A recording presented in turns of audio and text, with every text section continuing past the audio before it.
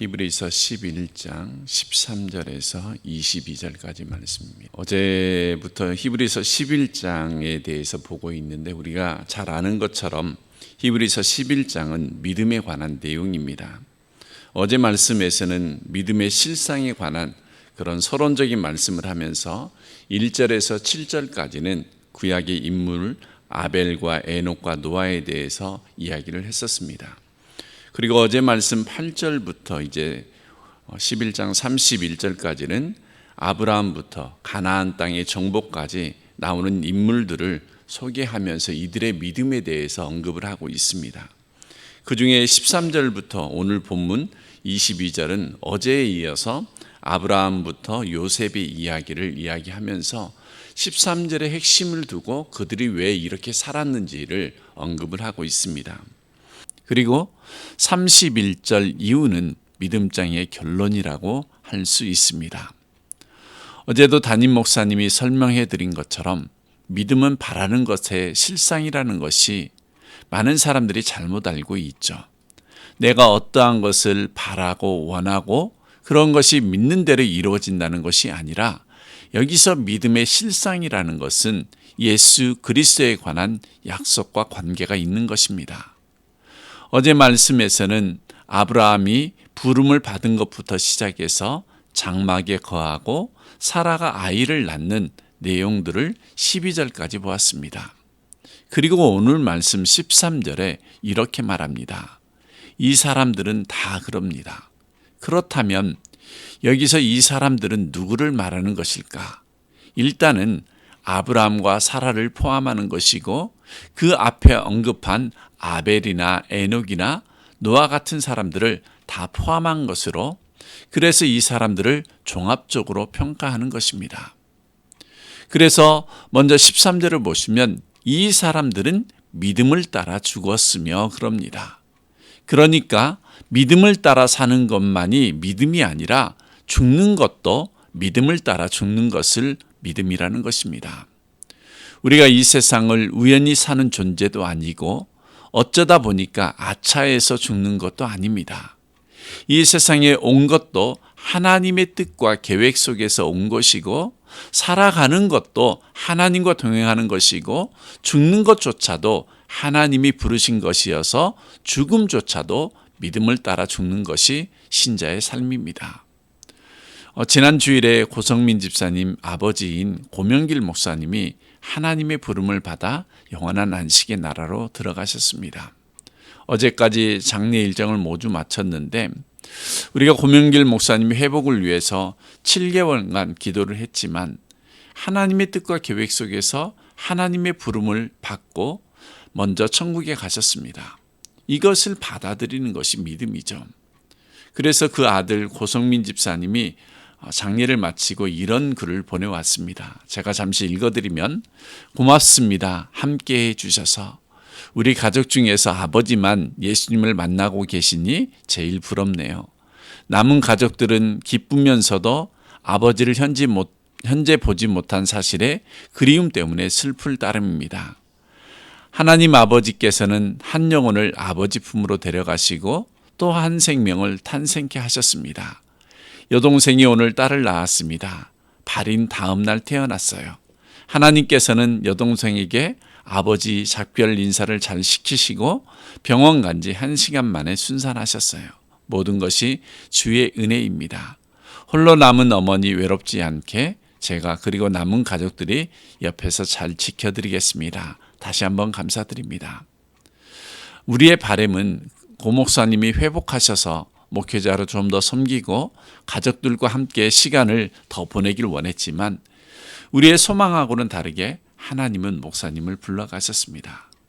그런데 그것을 받아들이는 것이 믿음이라는 거죠.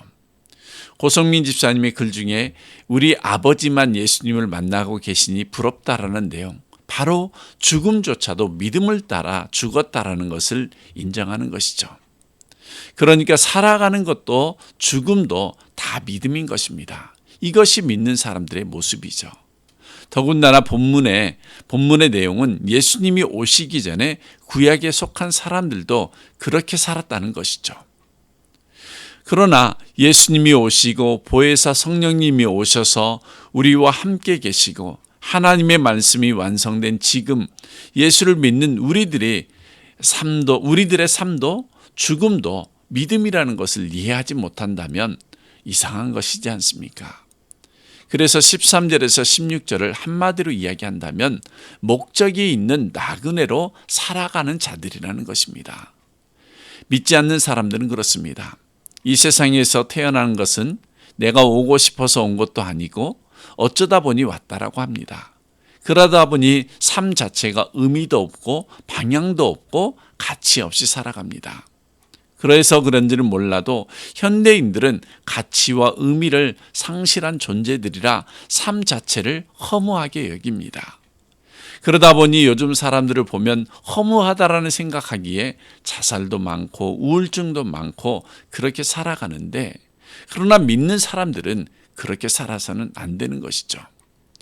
예수님 오시기 전에 사람들도 그랬고 예수님이 오신 이후에 사람들은 더 그렇습니다.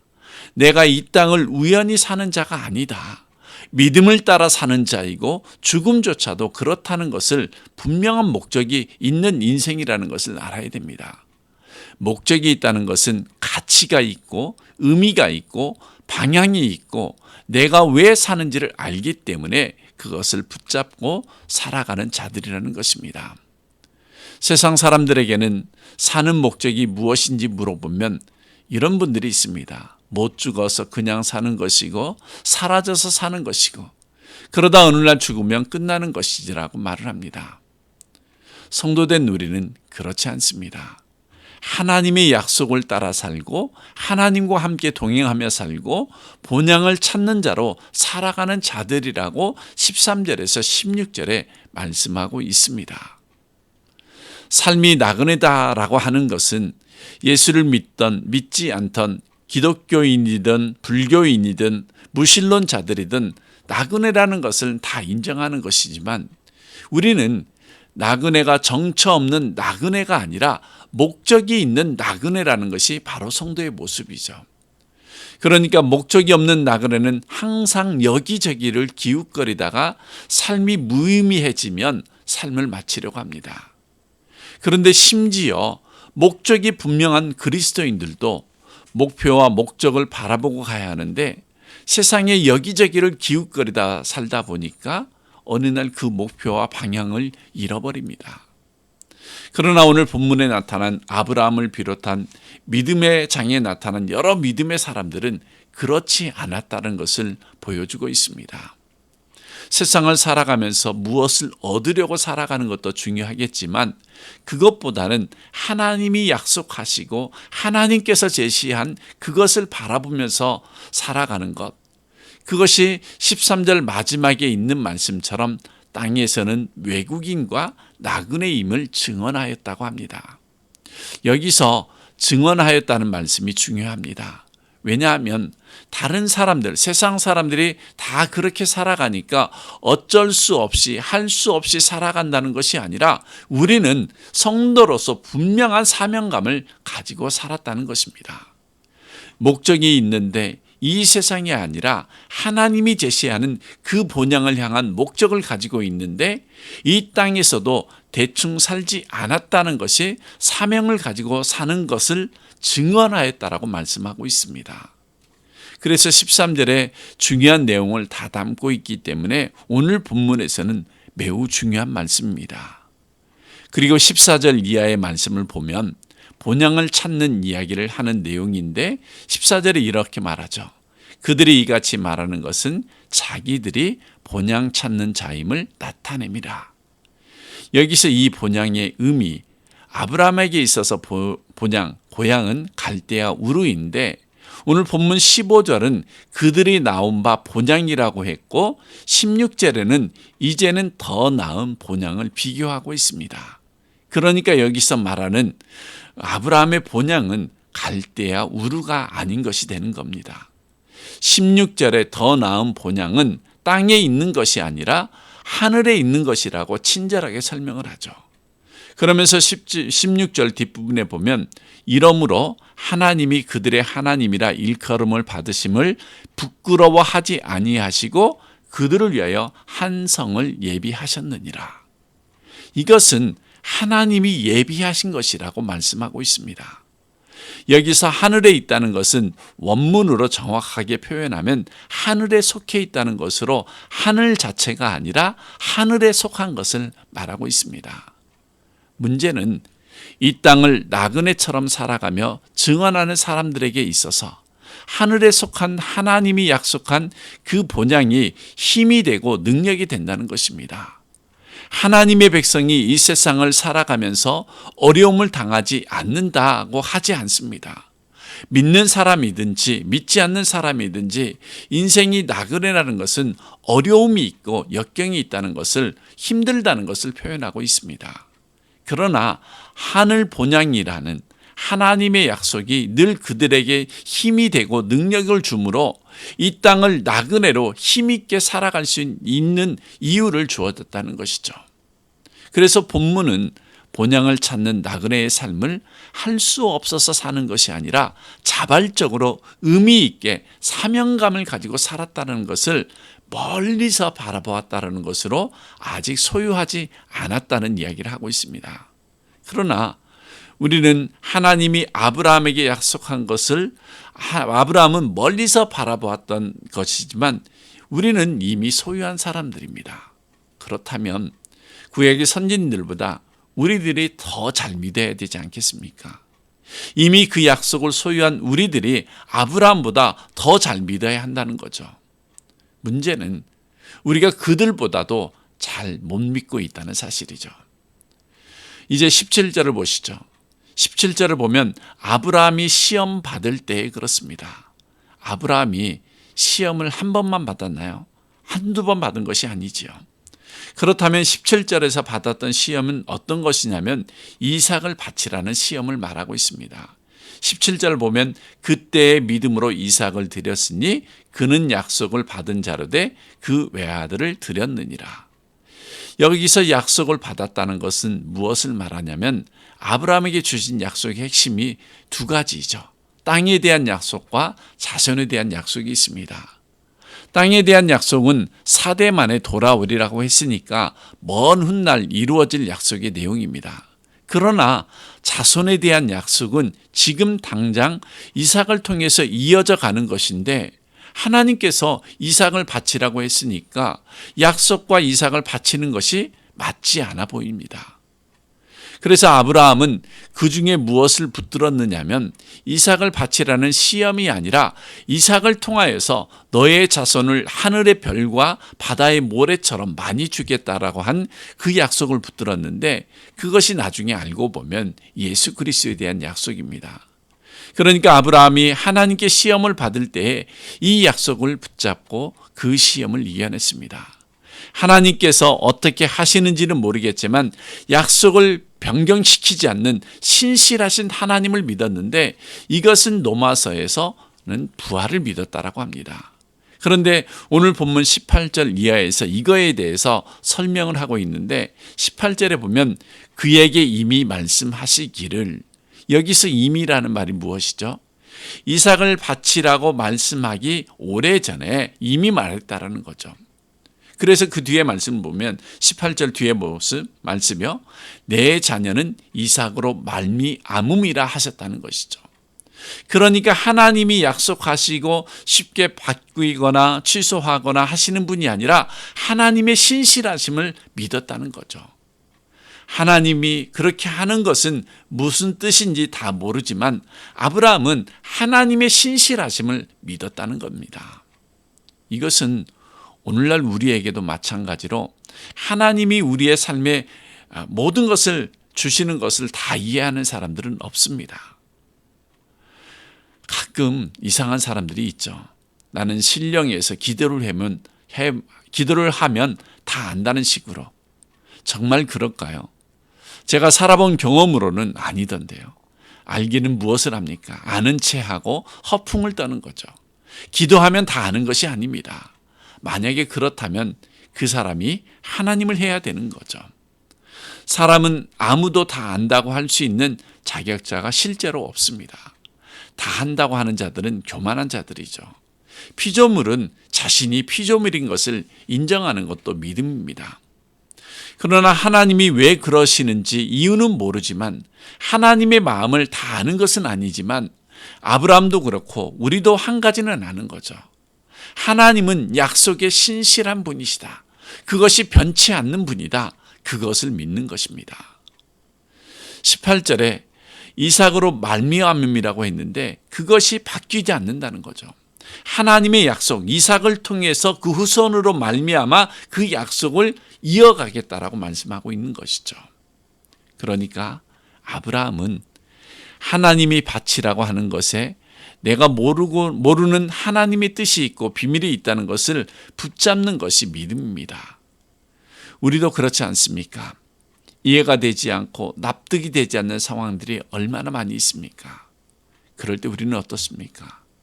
하나님을 어떻게 믿고 의지하고 나가고 있습니까? 많은 사람들이 납득이 되지 않는 상황들 속에서 그냥 자기 마음대로 이해하고 판단하고 살아갑니다. 우리가 하나님에 대해서 잘 생각해 봐야 합니다.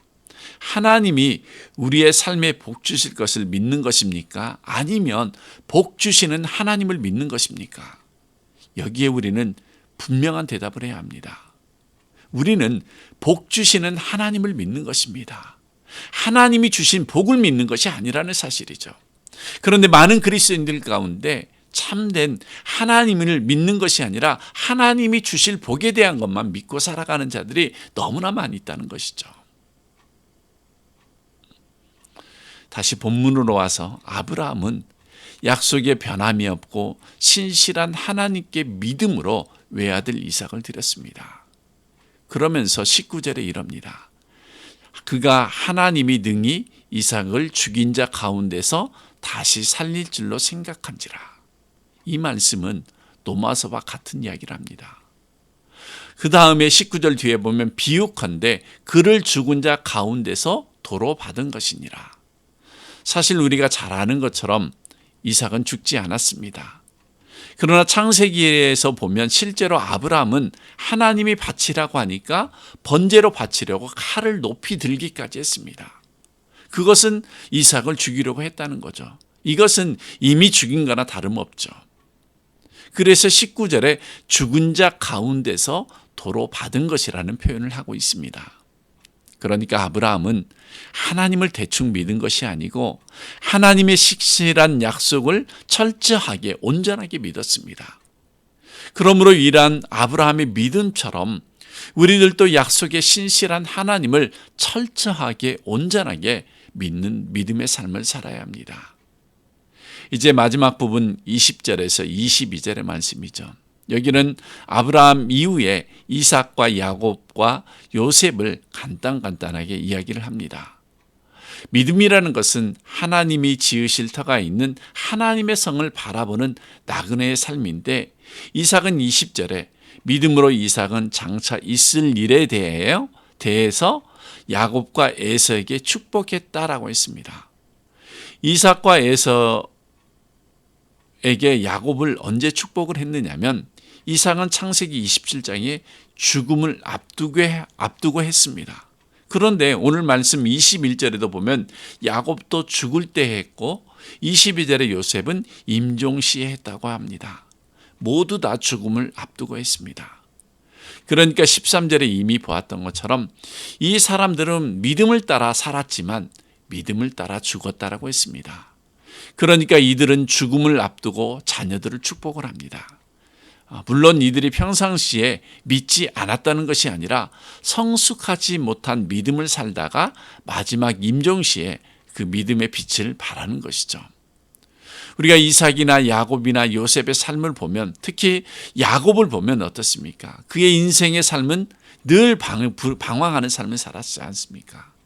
그런데 이들에게 공통점이 하나 있는데 그들은 하나님의 약속에 대한 소망을 그 자녀들에게 물려주는 것입니다.